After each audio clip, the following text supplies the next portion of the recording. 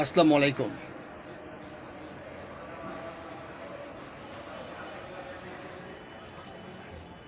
আপনারা কেমন আছেন? যদিও এখন এমন একটি সময়, অফিসগামীরা ঘরে ফিরছেন এবং ঘরে ফিরে ব্যস্ততার মধ্যে হাতের মোবাইল নিয়ে বসার সময় কই। যারা বাসায় আছেন তারা হয়তো দেখবেন, পরে হলেও দেখবেন। 415 জন যাত্রী নিয়ে আমাদের বাংলাদেশের হজ যাত্রীরা জেদ্দা গিয়ে পৌঁছেছেন, সে খবর পেলাম একটু আগে। হজের যাত্রী, এই সুখবর দিয়ে শুরু করছি আজকের আলোচনা। একটি নতুন ঘোষণা এসেছে যে মিনিকেট চালকে প্রত্যাহার করা হবে এবং বন্ধ করা হবে। এই চালকে কেটে ছেটে ছোট করে সেটাকে চকচকে করে মিনিকেট চাল বানানো হয় যে অভিযোগ, যার কারণে সেই মেশিনগুলো জব্দ করা হবে সরকার তরফ থেকে বলা হয়েছে। এবং নিশ্চয়ই সেই ছাঁটাই করা চালগুলো বন্ধ হলে বাজারে চালের দাম কমবে এমন একটা প্রত্যাশা জ্ঞাপন করেছেন সরকার। একটা খবর খুব ঘুরপাক খাচ্ছে বাজারে, সেটা হঠাৎ ডলারের দাম বৃদ্ধি। ডলারের দাম বৃদ্ধি হওয়াতে শঙ্কিত অনেকেই। শঙ্কিত ব্যাংকগুলো মার্জ নিয়ে অনেক গুজব, অনেক গঞ্জনা চলছে। কোনো কোনো ব্যাংকের কর্তৃত্ব, বিশেষ করে ন্যাশনাল ব্যাংকের কর্তৃত্ব হস্তান্তর হয়েছে শোনা গেছে।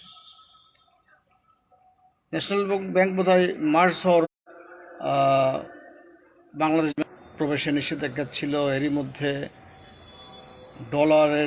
ডলারের মূল্য বৃদ্ধি পাওয়ার পর সালমান এফ রহমান বলেছেন এইমাত্র কিছুক্ষণ আগে যে এতে বাংলাদেশের অর্থনীতিতে কোনো প্রভাব পড়বে না। আসলে অর্থনীতিতে প্রভাব পড়বে কি পড়বে না ডলারের দাম বৃদ্ধির কারণে, সেটা আপনারা অনুমান করে নিতে পারবেন।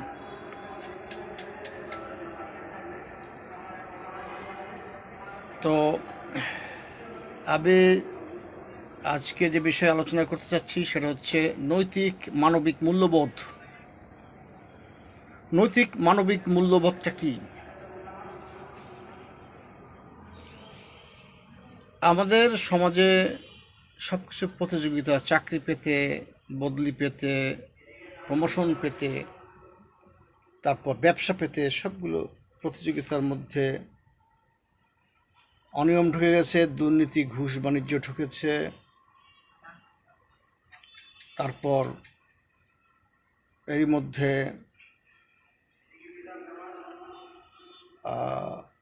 মানুষের নৈতিক মানবিক মূল্যবোধের চরম অবক্ষয় ঘটেছে।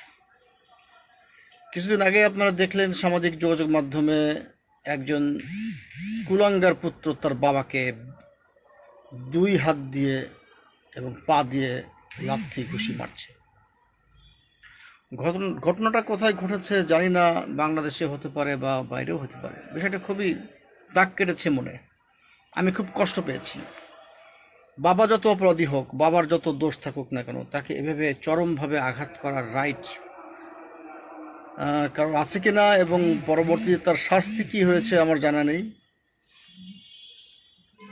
একটা শাস্তি তো নিশ্চিত হওয়া দরকার, দৃশ্যমান শাস্তি। সেই শাস্তির খবরগুলো আমরা সামাজিক যোগাযোগ মাধ্যমে চাই। সামাজিক যোগাযোগ মাধ্যম আসলে আপনারা আমায় দেখতে পাচ্ছেন কিনা, বারান্দায় লাইট স্বল্পতা আছে।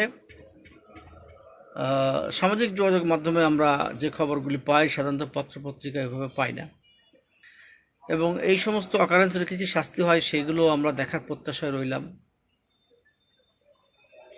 সারা বাংলাদেশ কিছুটা ঠান্ডা, কেননা বৃষ্টি হয়েছে এবং প্রচুর খরতাপ তাপদাহের মধ্যে সবাই বৃষ্টিকে প্রত্যাশা করেছিলেন। এবং বৃষ্টি আসার পর ঠান্ডা হয়েছে, চারিদিকে পানি জমেছে, সেখানে ব্যাঙের ডাকাডাকিও শোনা যায়।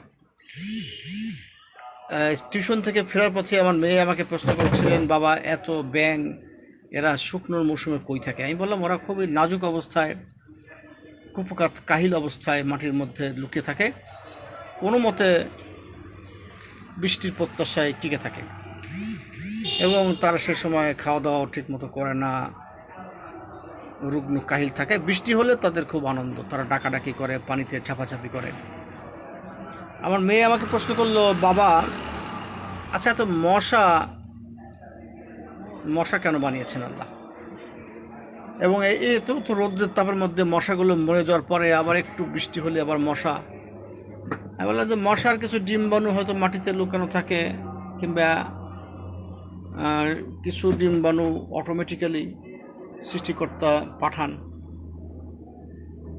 মানে বিষয়টি আমার কাছে এখন ক্লিয়ার না। আমার কাছে একটা প্রশ্ন আসলো যে একজন নাকি গবেষণা করে বলেছেন যে যেই এলাকায় খাল বিলের সঙ্গে সংযোগ নাই, সেরকম মাঠে, সেরকম কিছু জায়গাতেও যদি পানি জমে সেখানে মাছ দেখা যায়। এর কারণ কি? মাছটা আসলো কোত্থেকে? তা উনি গবেষণায় বলেছেন যে মাছ আসলে সৃষ্টিকর্তা তৈরি করে দিচ্ছে। সৃষ্টিকর্তা তো তৈরি করে দিছে আগে, এখনও কি তৈরি করছেন কি না আমার জানা নেই। তো বললো যে মাছ তাহলে কীভাবে আসলো? এই জায়গায় আশেপাশে নদীও নাই, খালও নাই, তাহলে এখানে হঠাৎ পানি জমার কারণে মাছ আসলো কীভাবে? সেটা একটা প্রশ্ন বটে। আর মেয়ে আমাকে বলছিল যে প্রতিনিয়তই কিছু কীট পতঙ্গ এইগুলো অটোমেটিক্যালি তৈরি হয়, যেটা সৃষ্টিকর্তার রহস্য। তো যাই হোক, এক প্রসঙ্গে আলাপ প্রসঙ্গে আমি বললাম যে বাঘের কথা বললাম, যে সুন্দরবনে আর 214টা বাঘ আছে, যেটা 18 সালের রিপোর্ট। এর মধ্যে 23 বছরে 42টা বাঘ মরে গেছে। তারা কেউ মরেছে অসুখে, কেউ বিসুখে, কেউ হিট স্ট্রোকে, কেউ গণপিটুনি খেয়ে মরেছে লোকালয়ে এসে, আর বার্ধক্যের জনিত কারণেও কিছু বাঘ মরেছে। কিন্তু কথা হচ্ছে যে এই হারটা অত্যন্ত বেশি, যেহেতু 214টা বাঘ, তার মধ্যে 23 বছরে যদি 42টা বাঘ মারা যায়, তা ধরে নিতে হবে যে বছরে 2টা বাঘ মারা গেছে। এবং এর মধ্যে কিছু বাঘ তো হয়েছেই, জন্মগ্রহণ করারও কথা, হয়তো মারা যাওয়ার খবরটা পেয়েছেন বিভিন্ন উপায়ে। বাঘের মৃতদেহ থেকে সন্ধান করে গবেষণা করে বের করা হয়েছে, কিন্তু প্লাস এর মধ্যে জন্মগ্রহণ করেছে বছরে 2টা বেশি হতে পারে। যাই হোক, কিন্তু বাঘ মারা যাওয়ার কারণগুলো নিয়ে গবেষণা হচ্ছে। ইতিমধ্যে আমি এর আগে একটা লাইভে এসে বলেছিলাম বাঘ গণনার কাজ চলছে, সেখানে 60 না 70 কোটি টাকা খরচ হবে। আধুনিক পদ্ধতিতে বাঘ গণনার কাজ চলছে, সেটা রেজাল্ট এখনও এসে পড়েনি।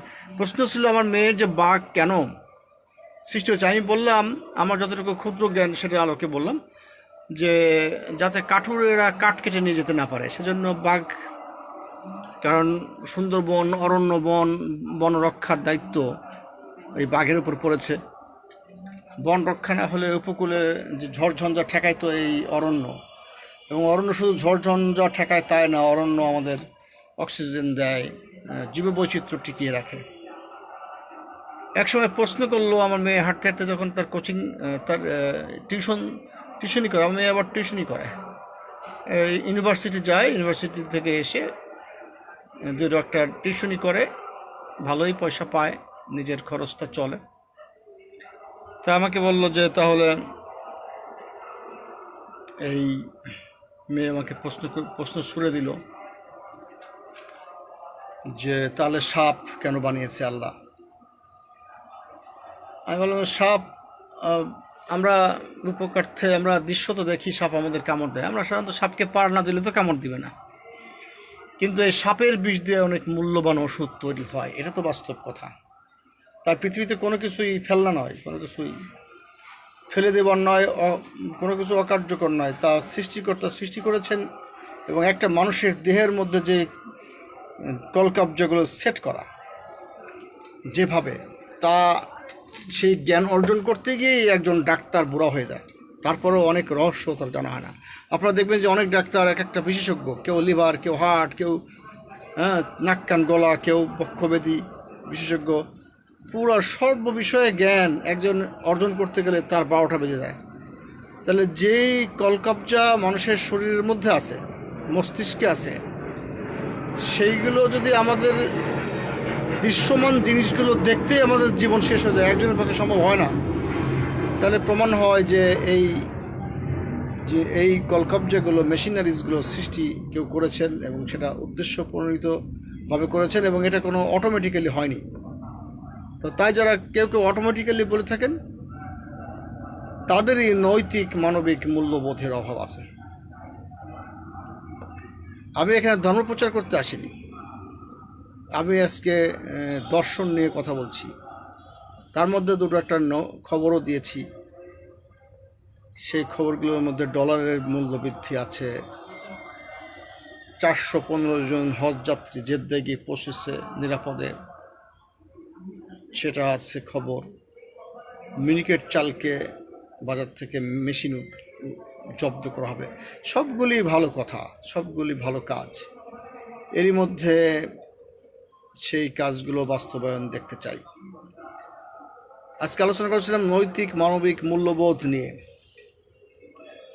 দেখুন, আমি মনে করি বাংলাদেশের অনেক মানুষ গরিব আছে। আমি একজন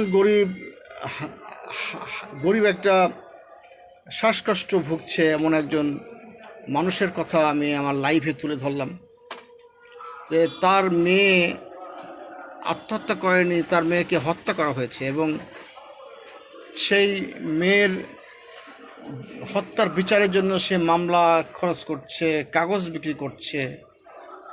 সে আমাদের গ্রিন পার্টি করে, এটা ঠিক, তার নাম সুরুজ।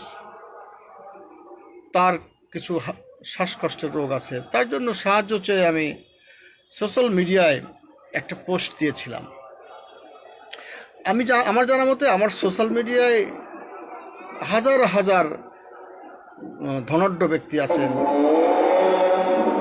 আজান পড়ে গেছে, বাকি অংশ আমি পরে আসবো। একজন কমেন্ট করেছে, ভাই আমারও লাগবে, সেজন্য আমি লাইভে তুলে ধরলাম। ধন্যবাদ সবাইকে, ভালো থাকবেন। আসসালামু আলাইকুম।